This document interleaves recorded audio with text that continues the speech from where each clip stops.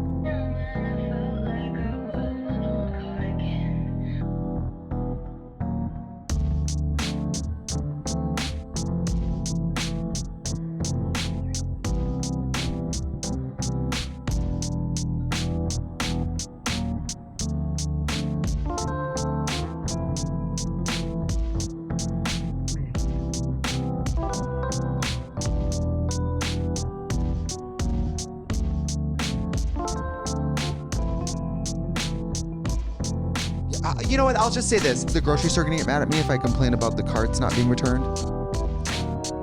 Wait, what? Like if I come on the podcast and complain about something or talk about something, Yeah. am I supposed to talk about no people, places, or things while I'm here? Honey, you've got a big storm coming. Hello everyone, how are you today? I hope you're having a really good day so far. If you are new here, my name's Taylor. This is Star Baby Moonchild. We come to you from Baltimore City, Maryland, and here on my YouTube channel, I feature content that's generally focused on knitting and spinning. In this week's episode of what I call the Thread to Mend podcast, I'm going to sit down and share with you the things that I'm currently working on. One of which is that I've finally finished grading and drafting the pattern to the Better Waverly. This is a cardigan that I've worn for months.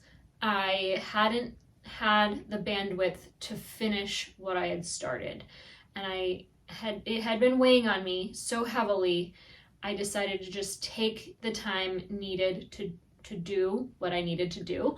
The one thing I have yet to do though is photograph this pattern, which is generally stressful. I'm a little bit of a perfectionist. I do everything on my own.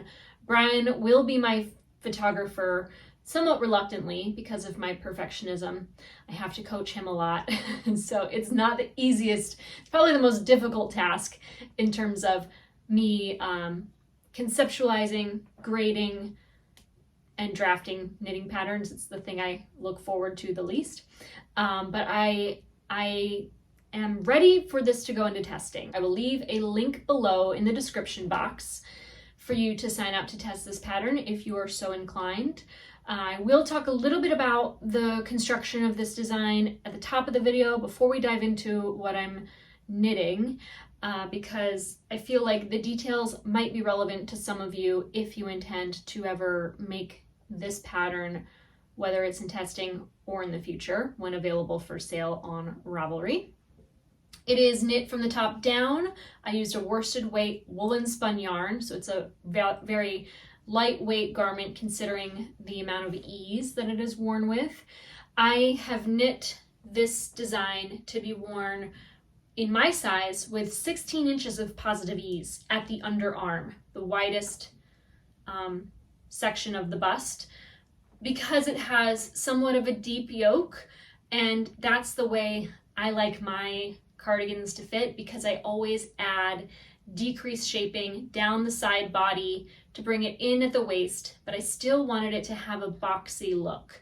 So the bust circumference is a little bit exaggerated in the ease, and then that ease is tapered down to fit with, oh shucks, I don't know the exact math, but the amount of ease is probably closer to like 10 inches around the waist. I'm estimating, I don't know if it's 10 inches more or less, but I like a little extra ease where my body is broader than I do. It's kind of like I like to maintain a bit of a proportional ratio of ease where my curves rest, if that makes sense. I don't know that it does, but I'm really trying here. I don't know. I've been kind of overwhelmed lately, but where was I? I worked this from the top down with raglan shaping at the yoke. When I grade for sizes 7 through 12, I add extra increasing or like a higher rate of increasing to extend the bust, and in all sizes at some point throughout the yoke we are no longer increasing at the arms for the arms to maintain a proper ratio to body, to maintain a proper ratio of sleeve to body. So there's that. I put a lot of thought into the way my garments fit me personally, and I try to extrapolate that to match people of other sizes and proportions. And so my pattern is fully written row by row with exact numbers, and I'm gonna draw a schematic, but I have all of the mathematical measurements for each sort of area in a chart for you, so you can reference that and compare it to your favorite garments and how they fit. So whether you've knit a sweater or cardigan before or you haven't, if there's one item in your wardrobe you would like it to fit similar to, you lay it flat, measure the arm, measure the bust, and figure out the size you want, because I have 12 sizes. You're gonna find something there. I think that the 16 inches of positive ease will be better for the smaller sizes in the range, and then closer to 10 inches would probably be more ideal for the largest of sizes, but that's a personal preference. That's totally up to you. The finished garment does measure 45 inches to 73 inches, so there's a lot of diversity there in size. Did I mention it is knit with a worsted weight, worsted spun yarn? So it's, my version of this pattern is lightweight because of all the air in Brooklyn Tweed's shelter yarn that I used to knit this. The sleeves are kind of like a non-exaggerated puff sleeve, I guess you'd say. It's very simple. Anyone can do it. I think this would be a great beginner cardigan pattern. We have a pick up and knit kind of afterthought sort of button band. I prefer this style of button band because I feel like you can get the very best and most perfected placement of buttonholes and sewn on buttons. What else could I say? I don't know if I've mentioned this yet because I've restarted my video a couple times already, but the widest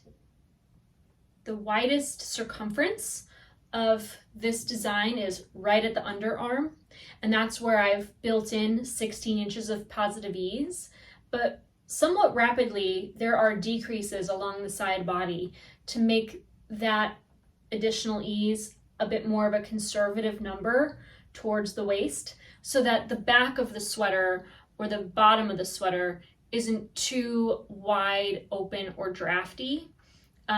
Those decreases are optional if you prefer less shaping, or if the proportions of your body are just simply different than, you know, mine, I guess.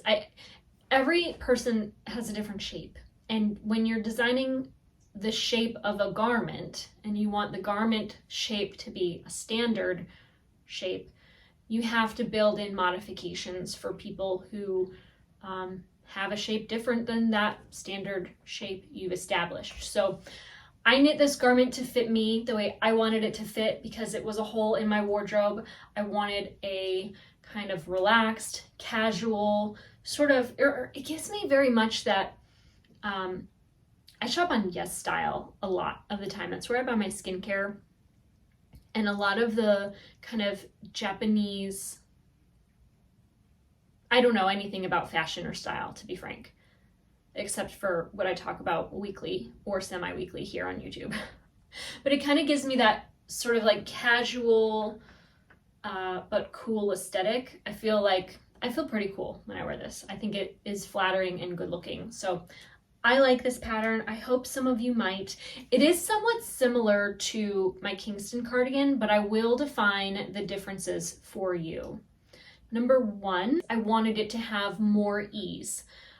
This garment, what really sort of inspired it was that I had received a sweater from Lily Silk that fit me with a huge amount of ease. It was a drop shoulder design. I was wearing it all the time this winter. And it had measured across the chest circumference 48 inches. And I thought, darn, I would love to have a 48-inch diameter cardigan because this pullover is lovely, but it's too warm to wear in the spring or summer when I'm stuck in the office and there's a lot of air conditioning. I do get cold and I prefer to have a cardigan to throw over. But I didn't have that in my wardrobe. So I had this hole in my wardrobe, a desire for a very wide chest, or you know what I'm saying, a cardigan with a lot of ease. And so that's what inspired this design. So a nice comfortable back neck, a nice deep yoke that allows for a lot of ease in the bust. And of course, it's not a Taylor E. Owen design without shaping at the side body to bring it in so that there's somewhat of a relative proportion between my bust measurement and my waist measurement, because I am a person with a narrower waist and I like my garments to fit in such a way that the back of it is not very open and drafty. It's somewhat cropped. It's certainly not as cropped as the Kingston. If you already own the Kingston pattern, by all means, feel free to just adapt that if you so choose. Of course, this pattern is written row by row with all the numbers for 12 sizes. Again, if I haven't mentioned it, it's finished circumference of 45 inches in the bust up to 73. So that allows wearers to have anywhere between 10 to 16 inches of positive ease. I knit mine to be worn with 16 inches of positive ease from underarm to underarm. And then I would guess, I forget exactly how many inches it brings it in at the waist, but I think it's probably worn with something closer to maybe 10 inches of ease at the waist. So there's lots of shaping here to bring it in. And I'll just stand up really quick to show you the back so you can see what I mean when I say it's not too wide or drafty along the back side. You can see that it has a generous ribbing at the hem.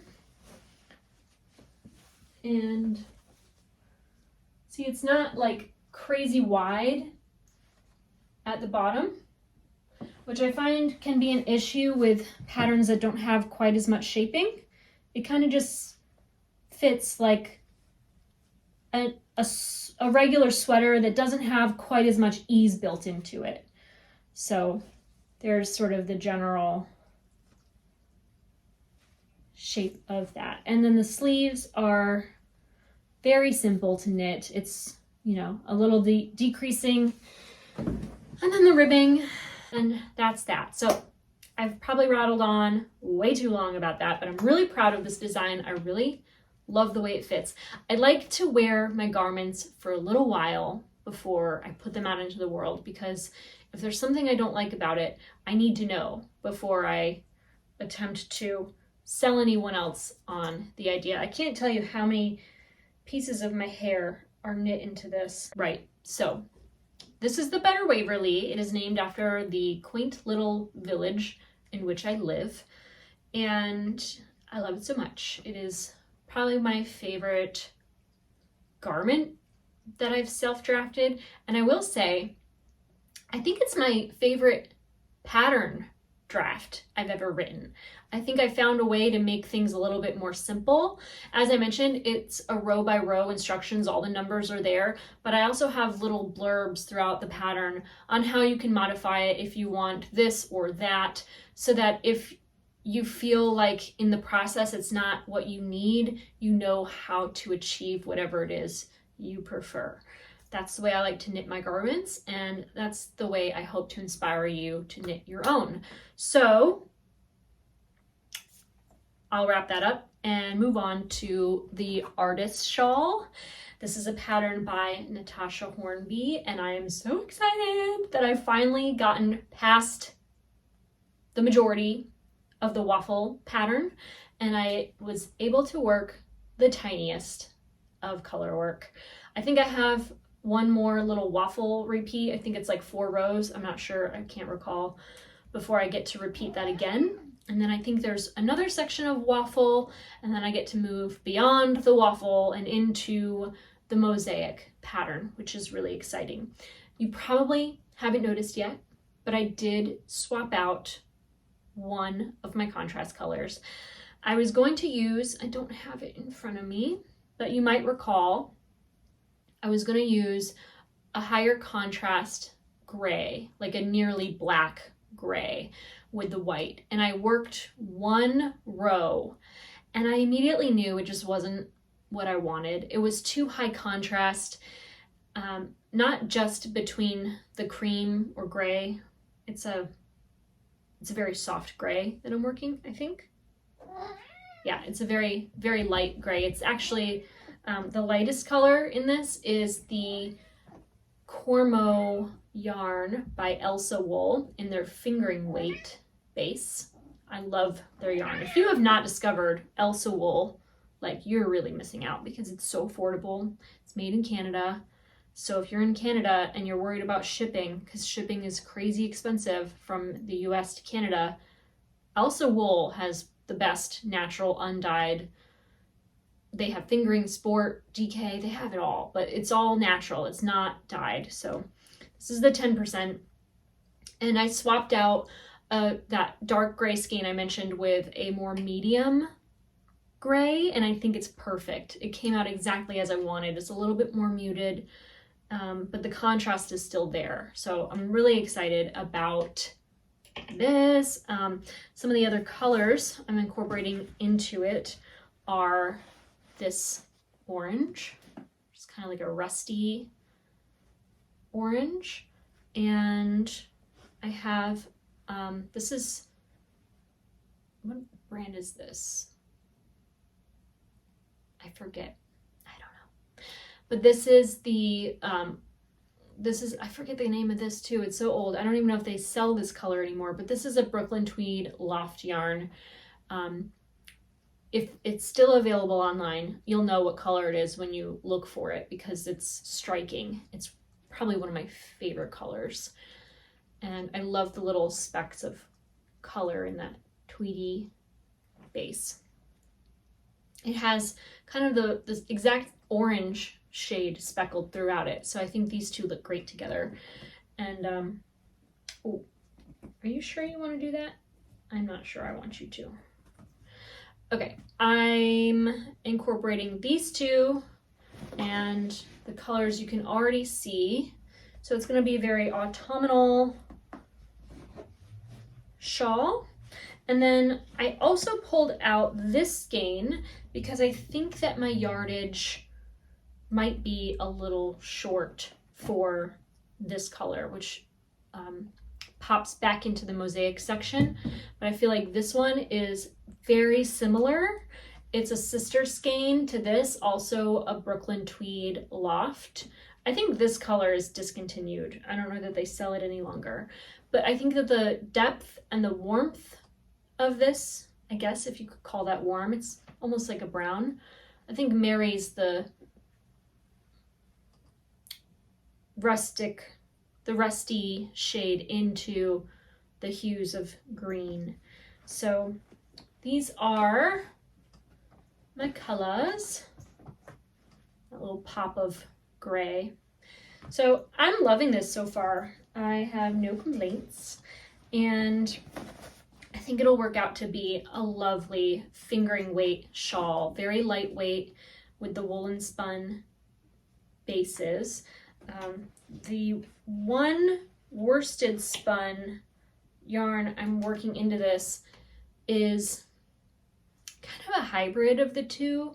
If I'm not mistaken, this is a Green Mountain Spinnery yarn. It's their Sock Art Lana, and it is one of my favorite bases because the fibers of this yarn are prepped on a huge vintage drum carder.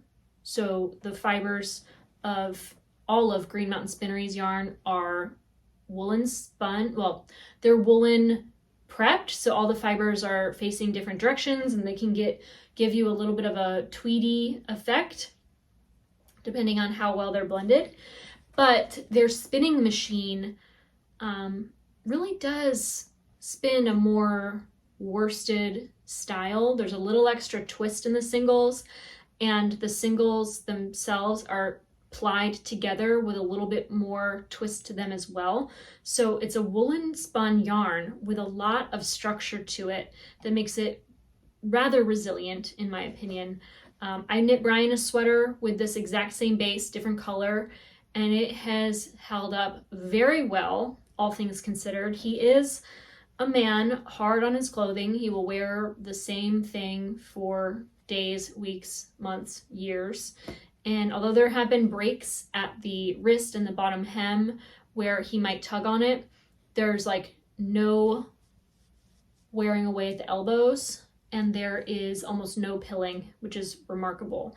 So if you're ever wondering which fingering weight yarn should I invest in next, I do highly suggest and have a deep love and appreciation for Green Mountain Spinnery's Sock Art Lana, or Lana. They have different names for different versions of their making of it, I think, because sometimes maybe it comes out a little heavier than fingering weight, and that's why they call it Sock Art Lana. I don't know, but love it. I love this yarn. And Brooklyn Tweed, it's equally gorgeous, but very delicate.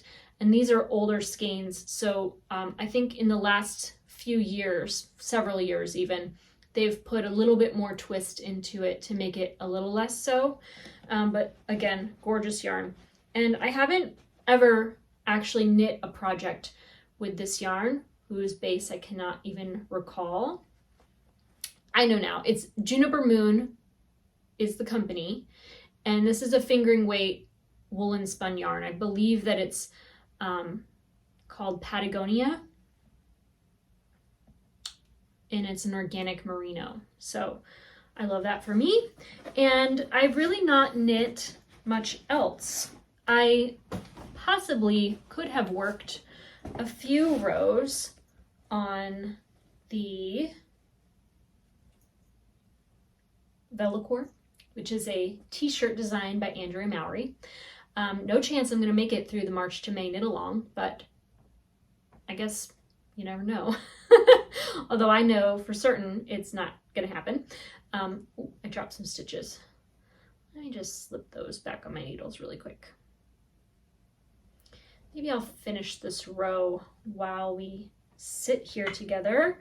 I have had a difficult time managing my yarn with this project because I'm holding mohair double, and there's a contrast color here that I just can't keep it out of my way.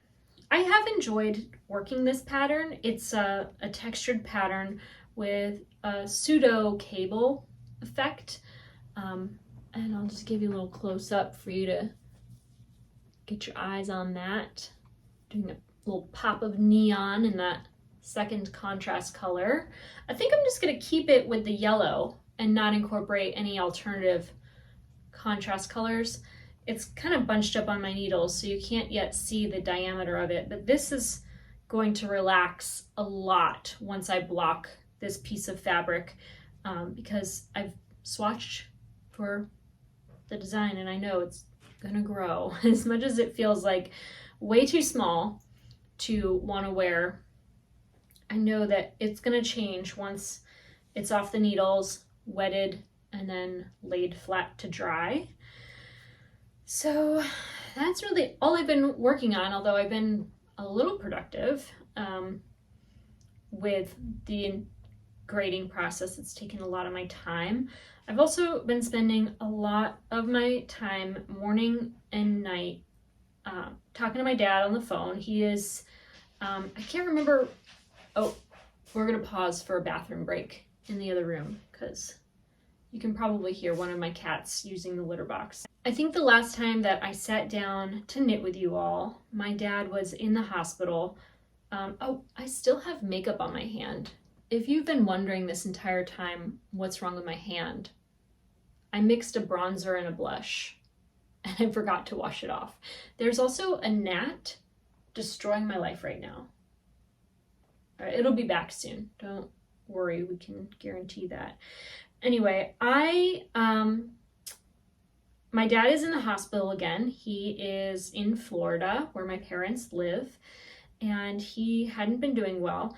They did a bronchoscopy, which is like sticking a scope down into his lung and sucking out some mucus plugs. And then when his lung filled with fluid again, they went and drained that.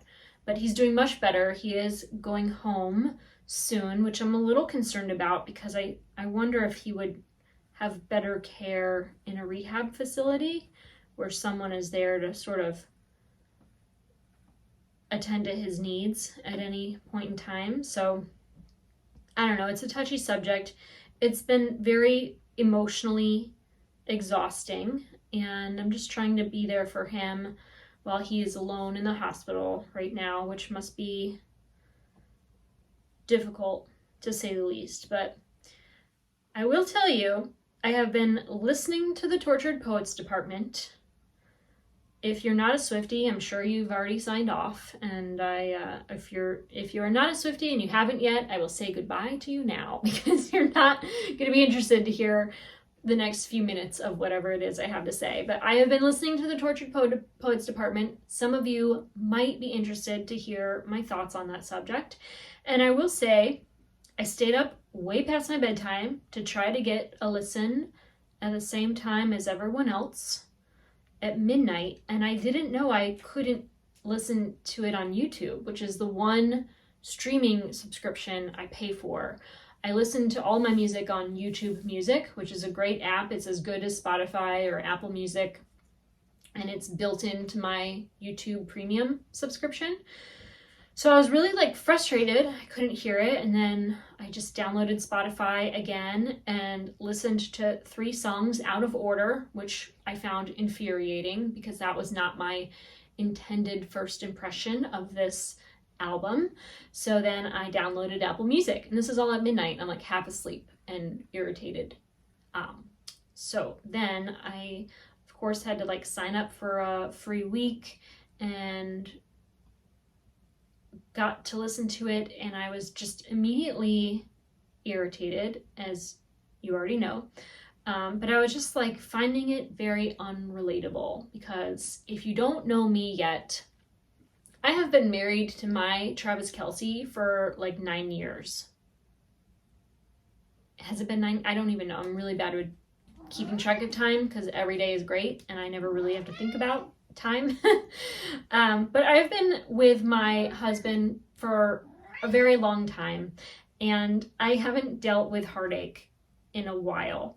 And so I just found it unrelatable, to be honest. I know that might seem rude. Hello. Hi. Star Baby will not accept the Tortured Poets Department slander.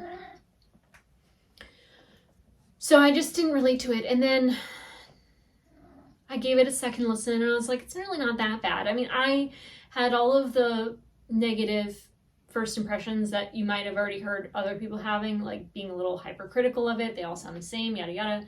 They don't all sound the same. There are some bops in that album and some earworms. And there are songs that I just catch myself singing internally again and again. And I've enjoyed listening to all 31, I'll say I've enjoyed listening to all but one song on repeat.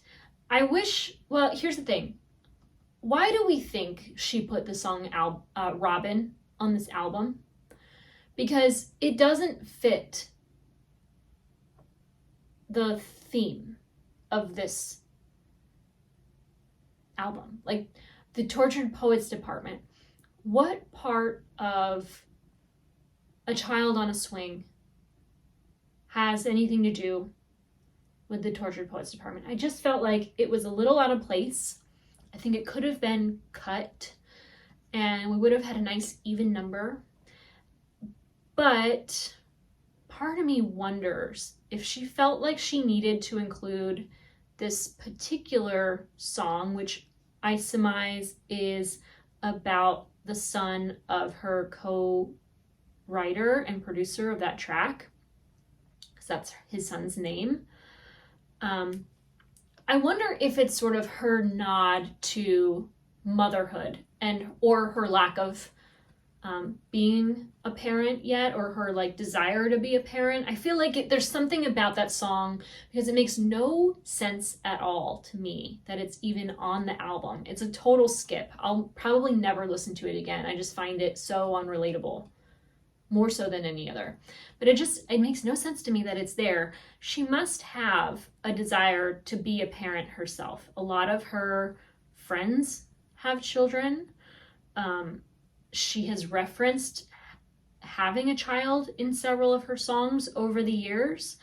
I just have to assume that becoming a mother is something she deeply desires, and I'm just super excited about her relationship with Travis Kelce because he is daddy material. And if that's something she wants in her life, I hope that she finds the time and the space to achieve that goal for herself. Other than that, I guess you might wonder which are my favorite songs, and I will tell you immediately. My first favorite song was,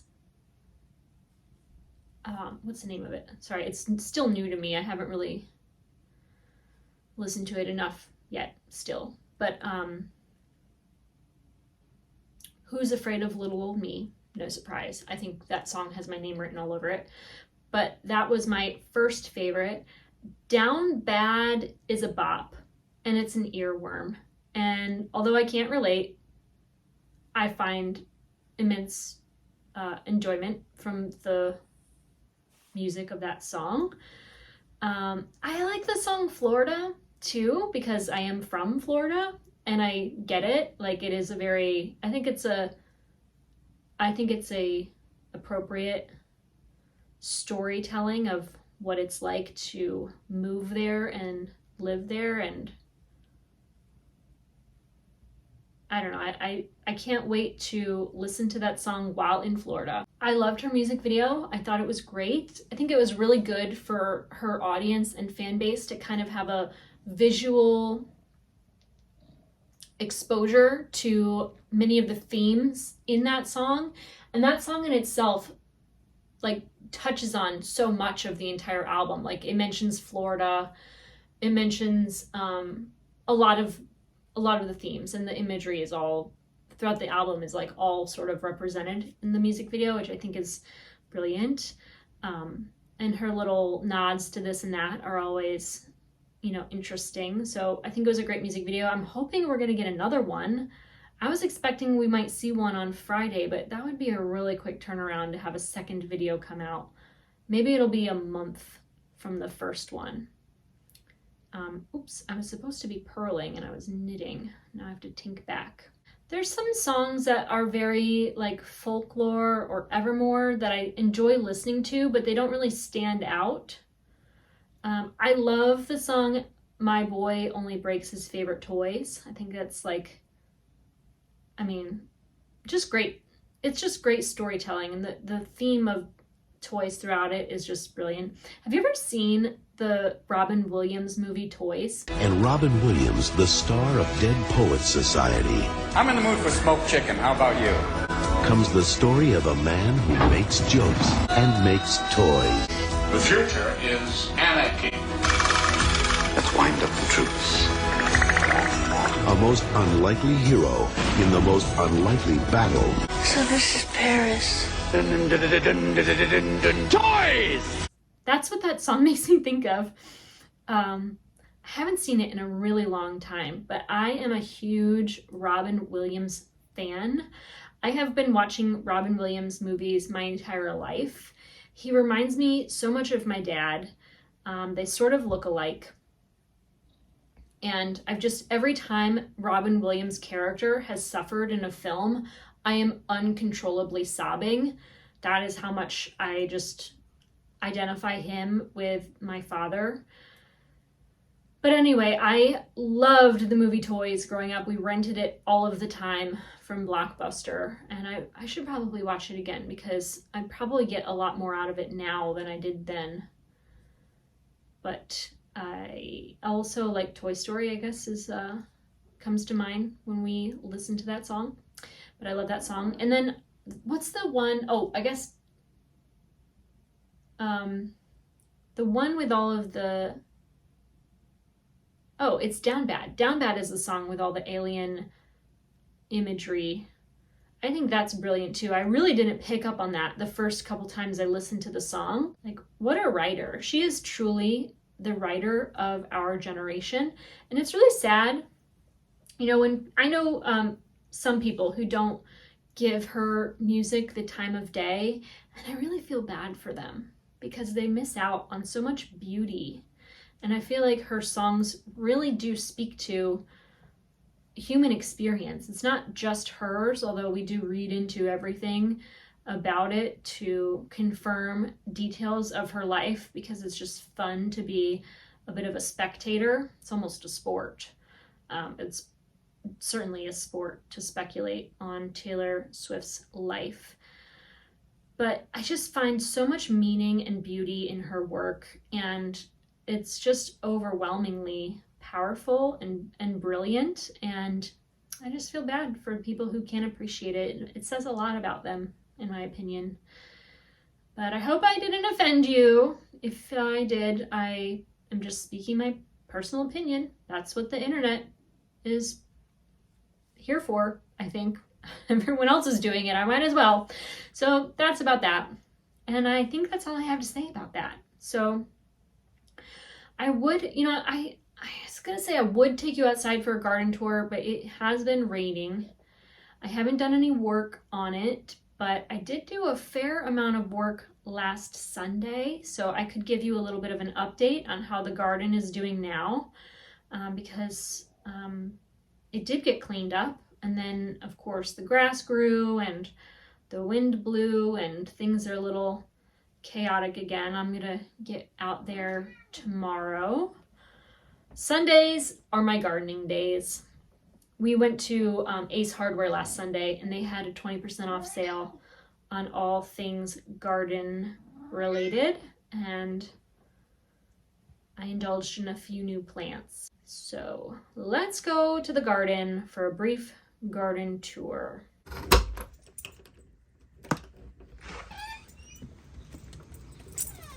Hello everyone, welcome to this week's garden tour. As you can see, our peach tree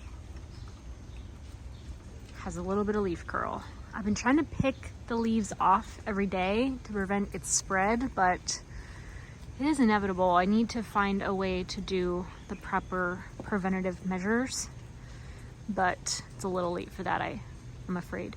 There are a gazillion little itty bitty peaches all over this tree. And unfortunately there's some leaf curl I cannot reach. So I don't know how y'all deal with that if you do, but let me know in a comment below. I planted 3 little begonias amongst the nasturtiums. I started from seed. The pink echinaceas that I propagated from this one plant. My blueberries are in full bloom and they're starting to fruit. The rose bush has just completely exploded over top, and there's quite a few buds forming, so we'll have some flowers soon, which is pretty exciting. The lilacs have been open for quite a while. They're starting to dry out a bit. And these containers here are a little chaotic. I have a couple naked lady bulbs I forgot were in this container. I planted these perennial flowers last spring, and it looks like they're going to put out some flowers soon. This is peppermint and creeping Jenny, a couple strawberry plants here that are putting on some fruit.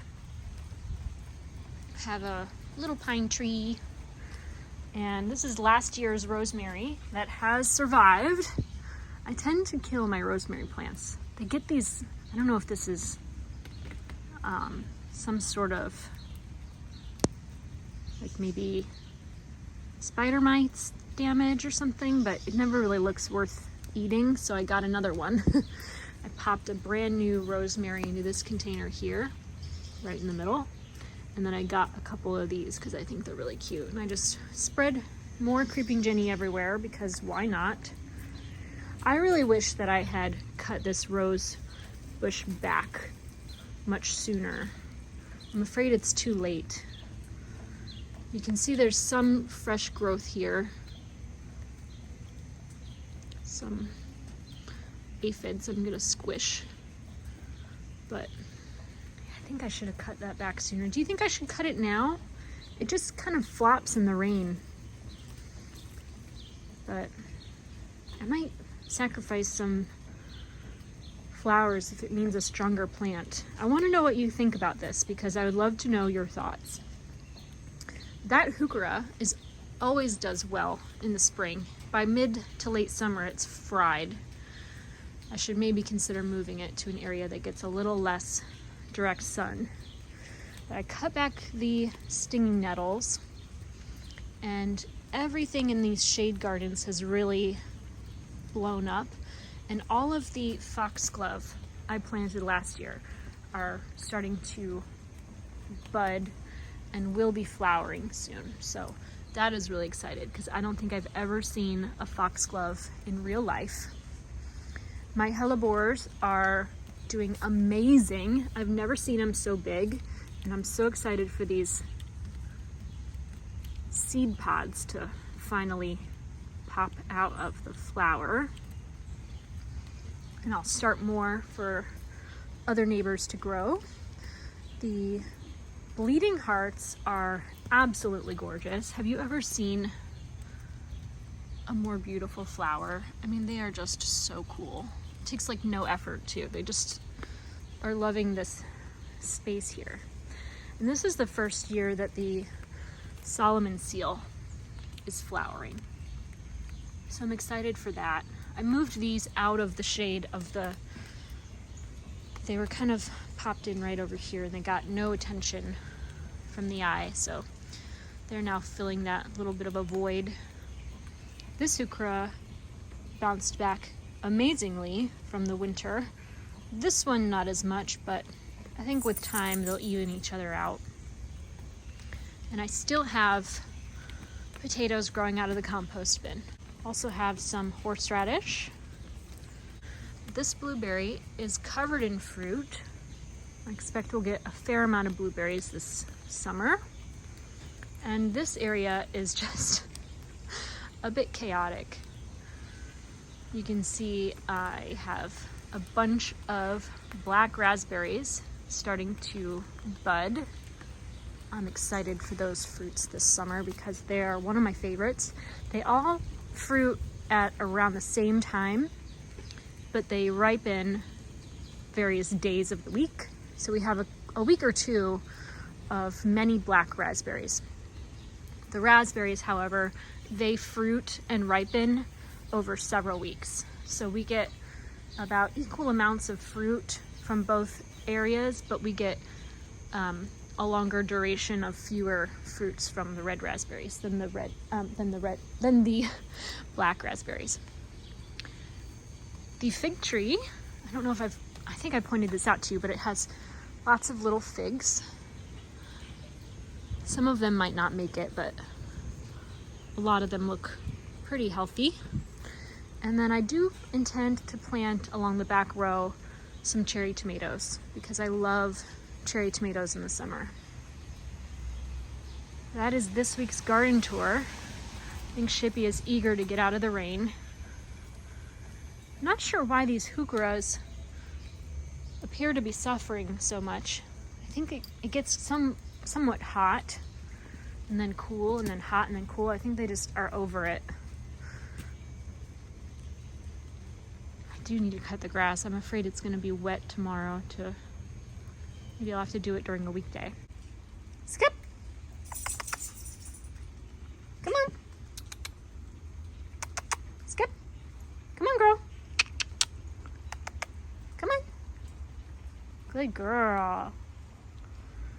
Good girl. Come on. That is it for this week's episode of the Thread to Men podcast. I want to thank you so much for watching. If you want to find me on Ravelry and Instagram, you can find me over there as Taylor E. Owen. If you made it this far into this week's video, let me know below with the heart hands emoji. I'm thinking that if you made it this far and you listened to everything I have to say about the Tortured Poets Department, you are probably a Swiftie. If you haven't already, do please subscribe. It really helps me in growing my channel here on YouTube. And I just want to thank you all so much for watching. If you joined us in the live chat, thank you so much. It really is so much fun to be with you all on Sunday morning, chatting it up over in the live chat. I feel like I know you guys. You're there almost every week, and even when you're not and you pop in from time to time, it's so nice to see you over there. So thanks again for watching. I'm so glad that you made it, and I will see you all again soon. Take care.